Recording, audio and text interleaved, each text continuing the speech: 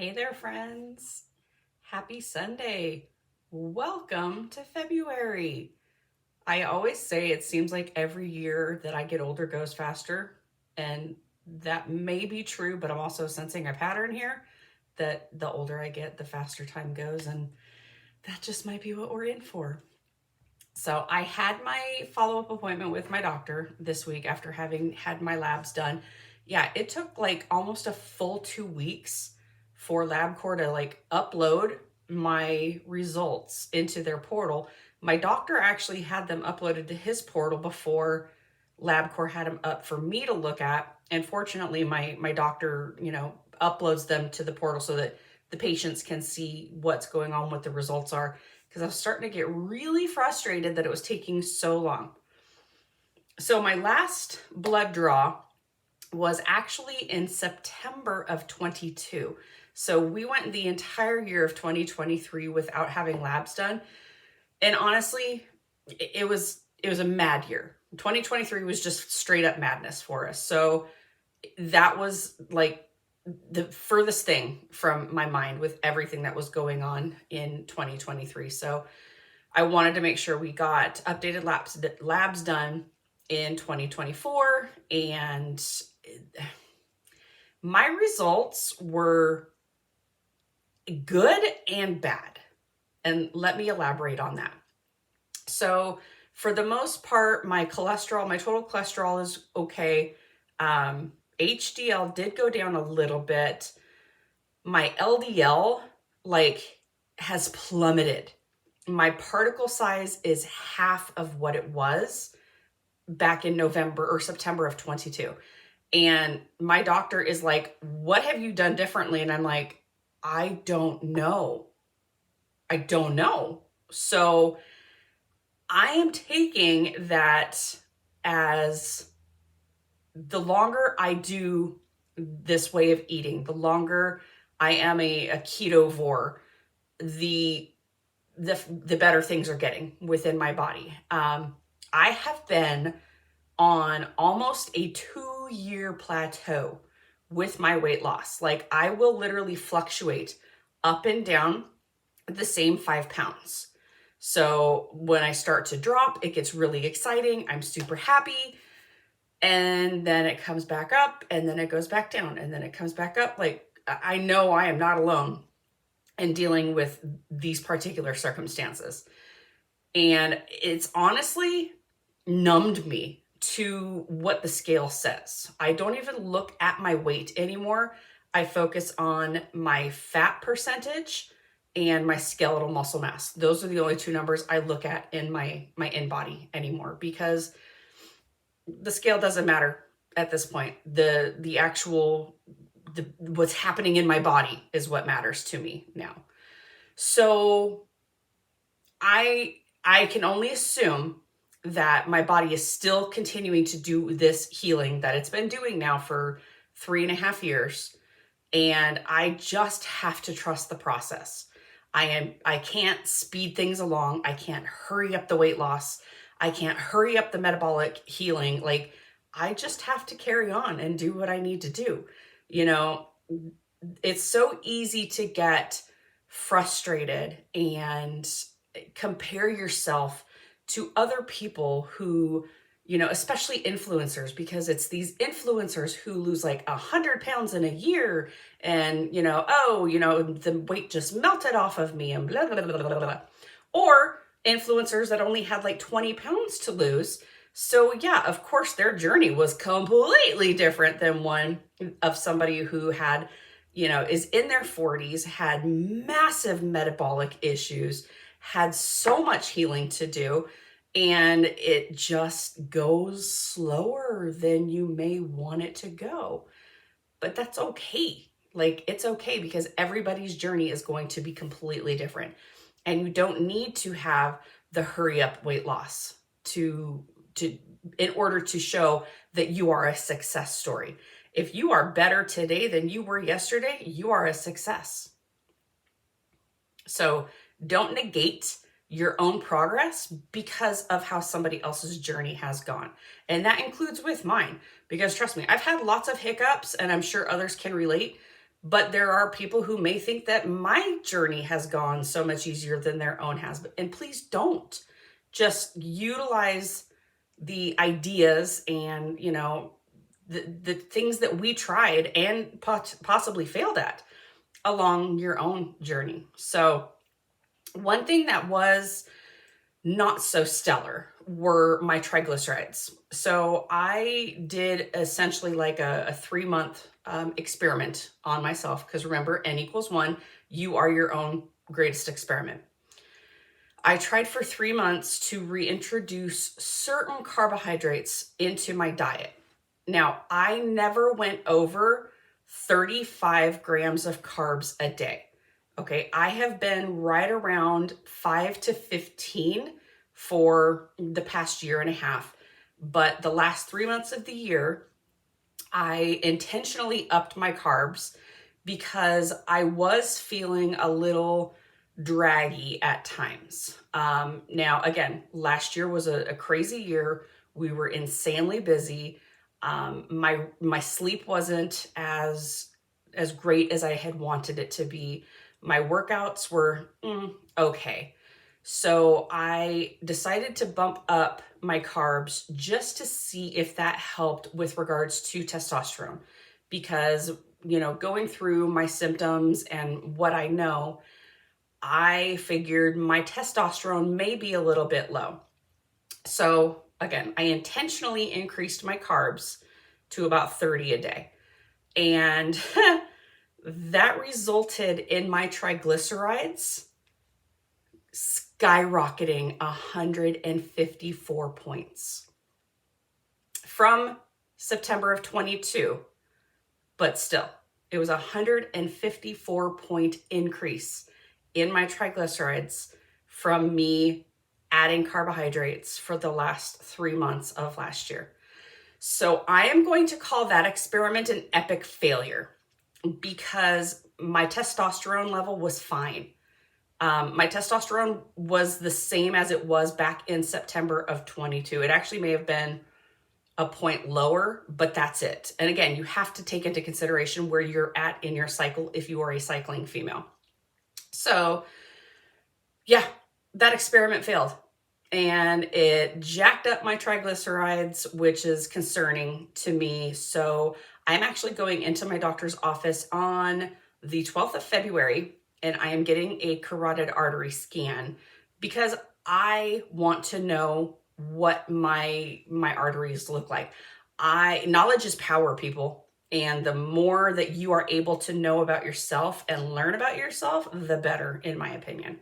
So I just want all the info. The beginning of this year is focused on where am I at? What is my new baseline so that I can move forward from there and make the decisions about what I need to do the rest of 2024.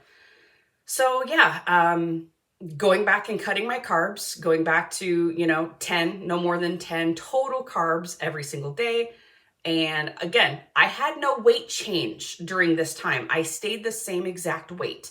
So it didn't necessarily cause an issue with my weight, but it definitely messed me up metabolically.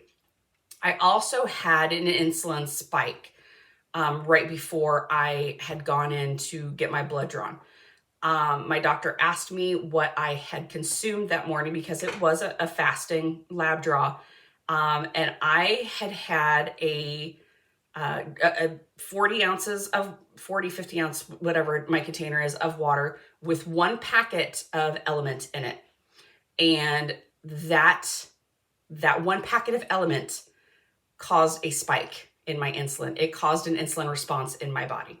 So there's further proof for me that yes, even just the taste of something sweet and 50 ounces of water and 1 little pack of Element, people drink this in 16, 20 ounces of water, whatever. I dilute mine significantly because I don't like the super sweet taste, but diluting it that much still caused an insulin response in my body. So we are going to, before my next blood draw, eliminate Element, salty, Redmond's, all of those. Anything with any sort of sweet taste for 3 days before my next blood draw to see how my insulin is that day. Now, I am insulin sensitive. I am officially insulin sensitive. My insulin resistance score was extremely low. He said it was just that spike before I had, my blood drawn for the labs, that we had to try and figure out what was going on with that. But I am insulin sensitive. It took me 3 years, but I am insulin sensitive. So again, do not compare your journey with somebody else's, because there are people that I know who do keto, carnivore, whatever, who had their insulin sensitivity was, they were insulin sensitive within 6 months. It took me 3 years, guys, but it's done. And I am there and I am thrilled about that. Again, all the other numbers looked good. He does do pretty substantial labs on me. He had 15 panels done on me this time. And the reason we went that high is he does, full hormone. He does the normal, metabolic panel. He does all the cholesterol, A1C, all that. But I do have a familial history of hemochromatosis.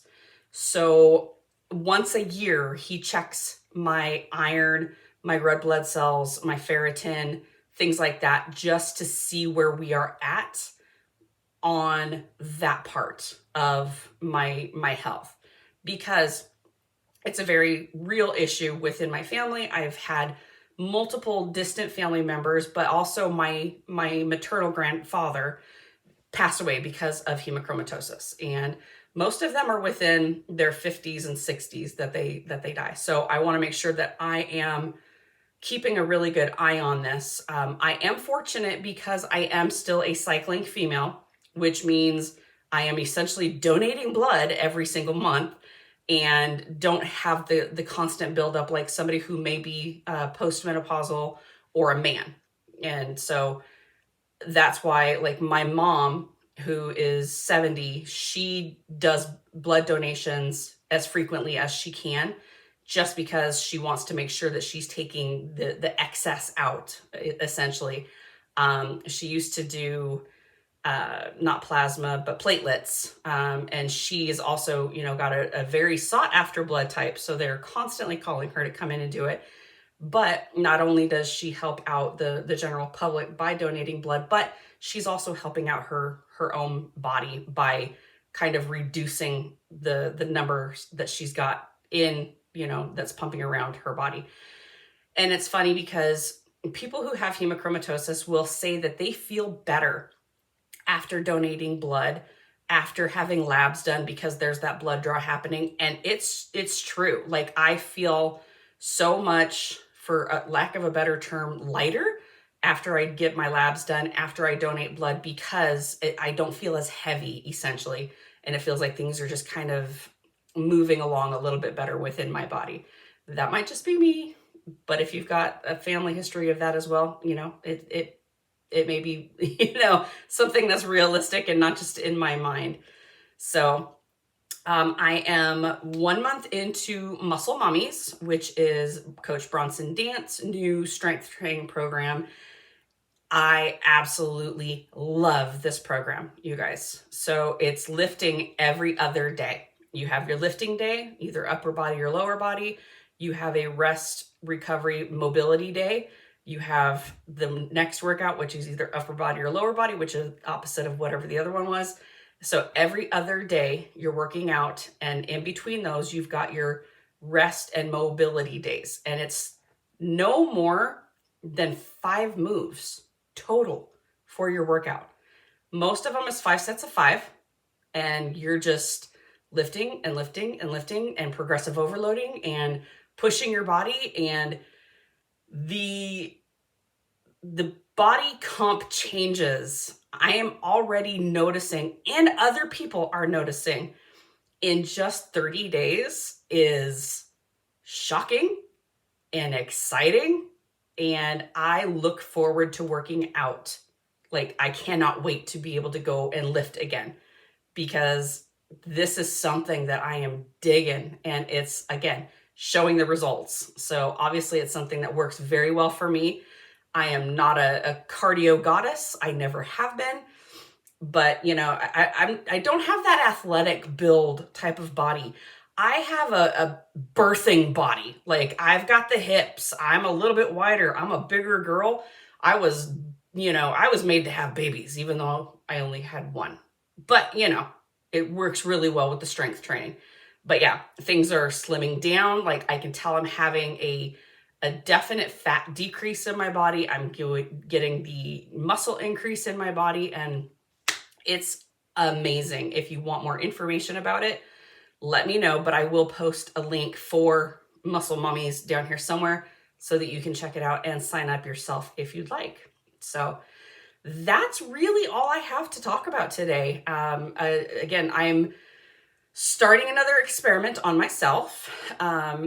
It actually began on Thursday, which was February 1st. And after I had my conversation with my doctor, and we saw that my adding carbohydrates was kind of an epic failure. So I am starting another project on myself, and it will be 3 months long again. And I will share the results and what exactly I did during this experiment after the process is done. And I find out what kind of progress or anti-progress happened on this particular experiment myself. But don't be afraid. Don't be afraid to experiment on yourself, because again, you are your own best experiment. You are going to respond differently to things than other people are. You might respond the same as some people with regards to some things, but not everything is going to be the same. So N equals 1. You are individual. Take the time to experiment on yourself. Just don't do it to the point where you increase your triglycerides by 154 points, because that's kind of, the wrong way to go on things. But stay tuned, guys. Have a fantastic week, and I will try and check in again in a couple weeks. Bye.